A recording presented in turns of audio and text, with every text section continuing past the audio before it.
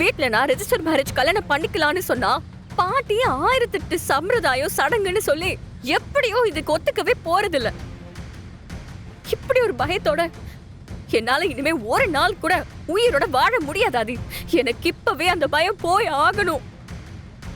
அதுக்கு நீங்க என் கழுத்துல தாலி கட்டியே ஆகணும். அது மட்டும் நடக்கல என்ன நீங்க பார்க்கவே முடியாது. ஏற்கனவே நான் சொன்ன மாதிரி நான் இந்த உலகத்தை விட்டே போயிடுவேன்.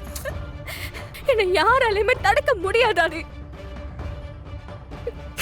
நீங்க யோசிச்சு நல்லா சொல்லுங்க. உங்க முடிவுக்காக நான் வெயிட் பண்றேன்.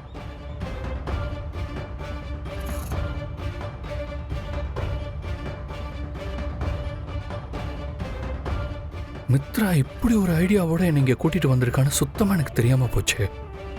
இல்லைன்னா வீட்லயே அவாய்ட் பண்ணிருக்கலாம். இப்ப என்ன பண்றது? செத்து போயிடுவேன்னு வேற சொல்லி மிரட்டுறா. இப்ப பேசுறத பார்த்தாலே எனக்கு எரிச்சலா இருக்கு. ஆனா இப்ப நான் ஏதாவது அவசரப்பட்டு பேச போய் அவ ஏதாவது பைத்தியக்காரத்தனமா பண்ணிட்டானா பெரிய பிரச்சனை ஆயிடும். இப்ப எப்படி இந்த பிரச்சனையை சார்ட் அவுட் பண்ணலாம்?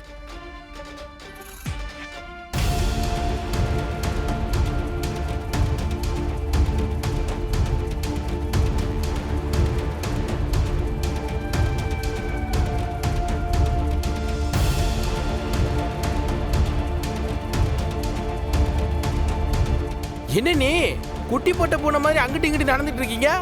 குட்டி போட்ட பூனை இப்படிதான் நடக்கும்னு நீ பாத்திருக்கியா? நானே டென்ஷன்ல இருக்கேன். அது தெரியாம நீ கண்டதெல்லாம் பேசிட்டு இருக்க. எரிச்சல கலப்பாத. சாரி அண்ணி, நீங்க ஏதோ வேற டென்ஷன்ல இருக்கீங்கன்னு நினைக்கிறேன். நான் சும்மா விளையாட்டுக்காக தான் நீ சொன்னேன். மன்னிச்சிருங்க நீ.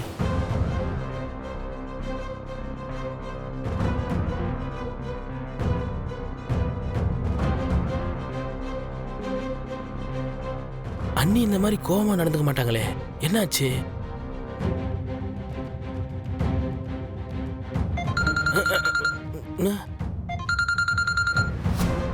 அண்ணன் தான் கூப்பிடுறாரு. சொல்லுங்கண்ணே. தவுக்கல வீட்டில் தானே இருக்க? ஆமா வீட்டில் தான் இருக்கேன். இப்போ நான் சொல்ல போற விஷயத்த கொஞ்சம் பதட்டப்படாம கேளு. சொல்லுங்கண்ணே. ஏன் ஒரு மாதிரி பேசுறீங்க? ஏதாவது பிரச்சனையா? பெரிய பிரச்சனைடா.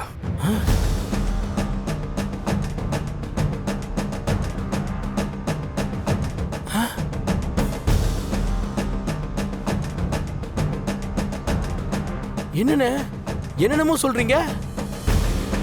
நீங்க சொன்னதை கேட்டதும் எனக்கு தலையே சுத்துதுண்ணே. இப்போ என்னென்ன பண்ண போறீங்க? மித்ரா வேற செத்து போயிடுவேன்னு மிரட்டி இருக்கா. இங்கே நடக்கிறதெல்லாம் நான் சமாளிச்சுக்கிறேன். எனக்கு நீ ஒரு ஹெல்ப் பண்ண.